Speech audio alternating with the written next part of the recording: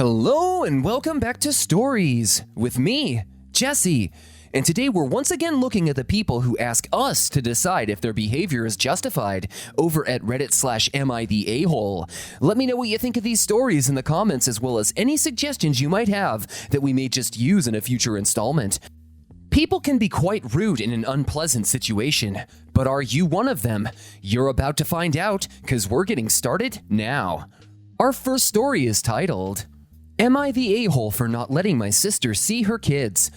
I, 28 female, obviously obtained custody of my sister, 35 female's kids, 9 male, 4 female, 2 female. Back in 2018, after she left them alone for 2 weeks to go on a trip, drug bender. Of course, this was a huge transition for the kiddos. They had to move schools and daycares, and of course they couldn't see their mom anymore. Now the kids are doing better and definitely lead happier lives. Recently though, my sister was released from prison and wants to see the kids again. She called me, begging to have a visit with them and telling me that I could give them back because she was out of prison now. I've had a talk with the 9-year-old, and he says he doesn't want to see his mom yet, and that he still hates her for leaving him alone. The girl has no memories of her, and the smallest one was only 3 months old the last time she saw her. I do feel like I could have helped them foster a better relationship with her, but I don't want to force the oldest into meeting her when he absolutely doesn't want to. Still, my close family has told me that the oldest doesn't know what he's talking about, and it's my fault the little ones don't remember their mother because I didn't take them to see her when she was in prison.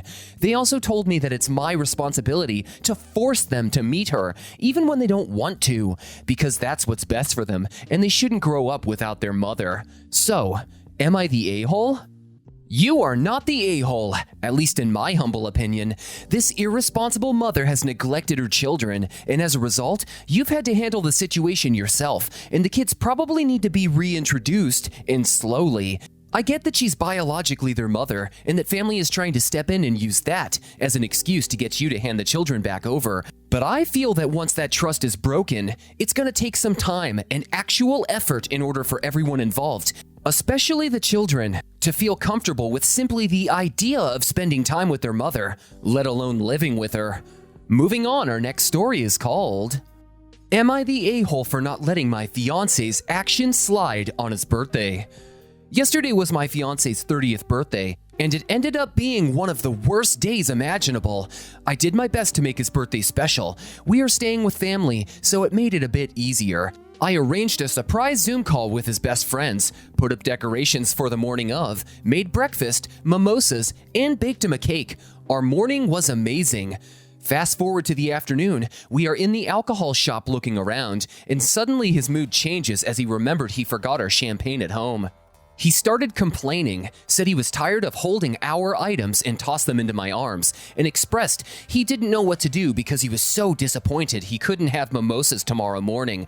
For almost 5 minutes, he has a terrible time dealing with broken expectations. I'm there stunned at what I perceive as an overreaction, so I grab a couple of bottles of champagne and head to the register. The second after I pay, he said, "Return them. They're too expensive for us," not knowing how they taste. They were $15 each. I just looked at him and said, "Really?" He grabs the keys and goes to the car. I'm standing there, embarrassed, and just did it.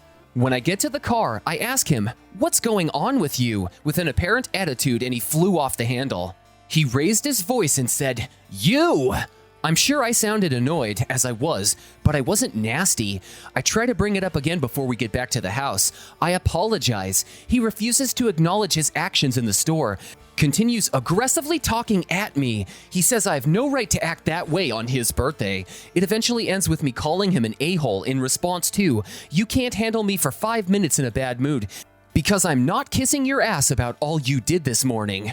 I immediately apologized for calling him a name and for the entire situation in general again. He refused to apologize and showed no remorse for the things he did that brought me to my breaking point.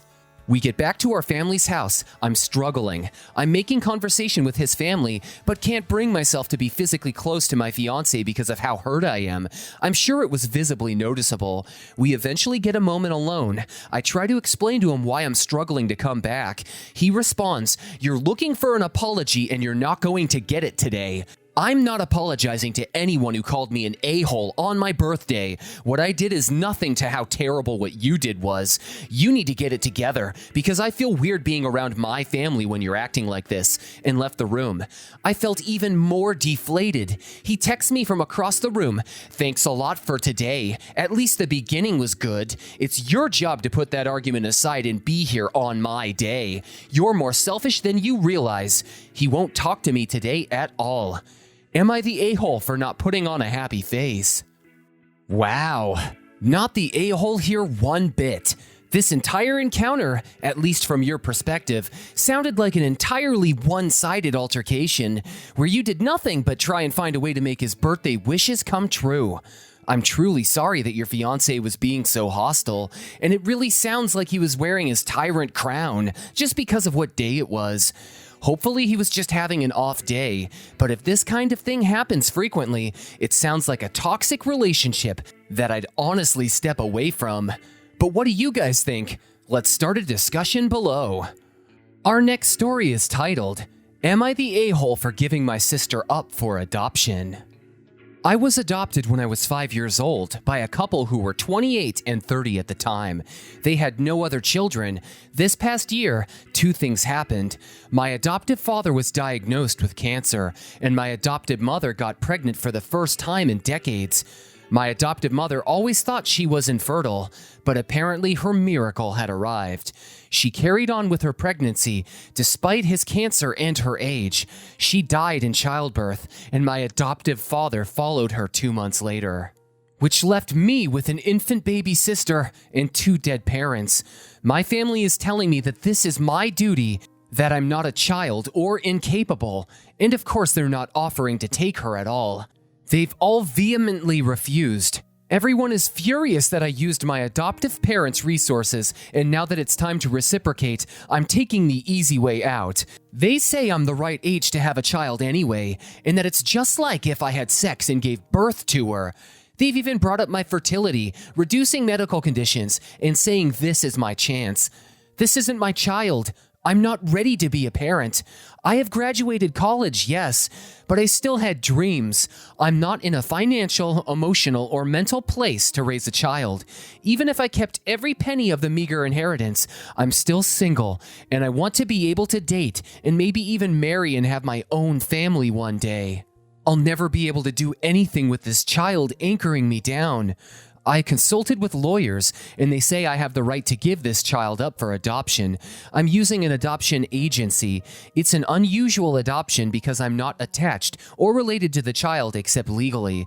And I'm also splitting the inheritance 50-50 with my sister and giving it to the adoptive parents for her benefit. So they're gaining money by adopting this child. I picked a couple that my adoptive parents would have approved of, a mid-30s straight religious couple, as opposed to a 25-year-old bisexual atheist, me. We've planned for an open adoption with a much more appropriate aunt role for me, and I think it will work out because I obviously don't feel or have a motherly bond.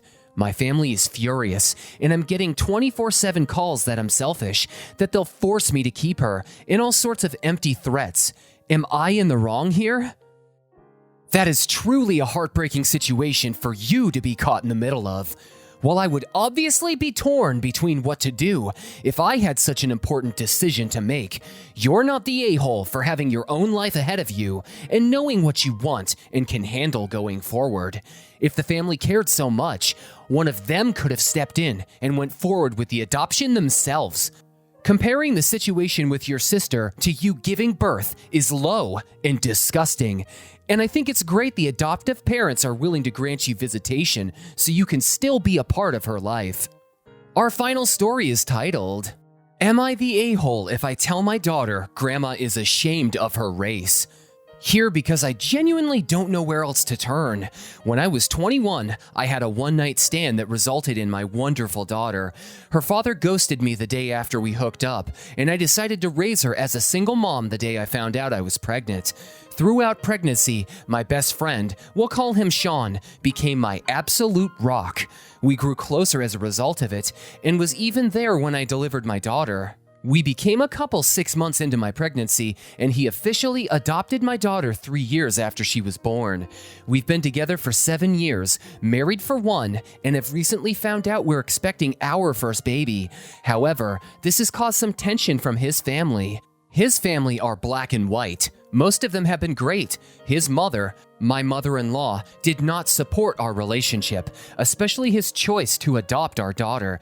She refuses to acknowledge my daughter and corrects her every time she calls her grandma.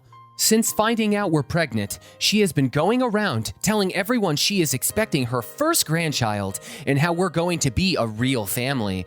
My husband just ignores her because this is just what she does.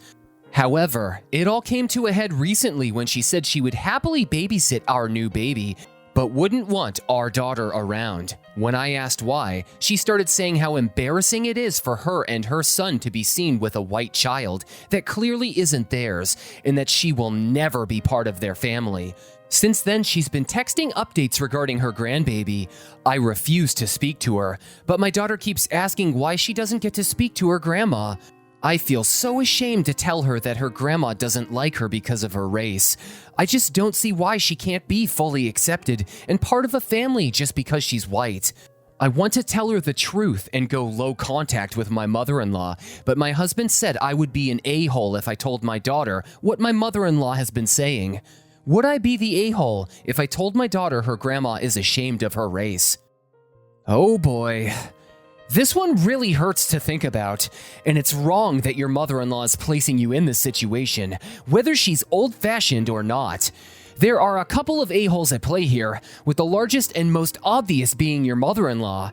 For her to use the color of her grandbaby's skin as a reason to not associate with her is just plain hurtful. No matter what you tell your daughter, her feelings are going to be hurt, and she'll most likely be confused. Hate isn't something that we're born with, but inadvertently taught. But what do you guys think? I'm eager for a discussion in the comments. Anyways, that's about all the time we have for today, ladies and gentlemen. Thanks again for tuning in with me, Jesse. What did you think of these stories? Be sure to like, comment, and subscribe for more content, and check out what other stories I have for you. Have a beautiful day, and don't be an a-hole. I'll catch you in the next one.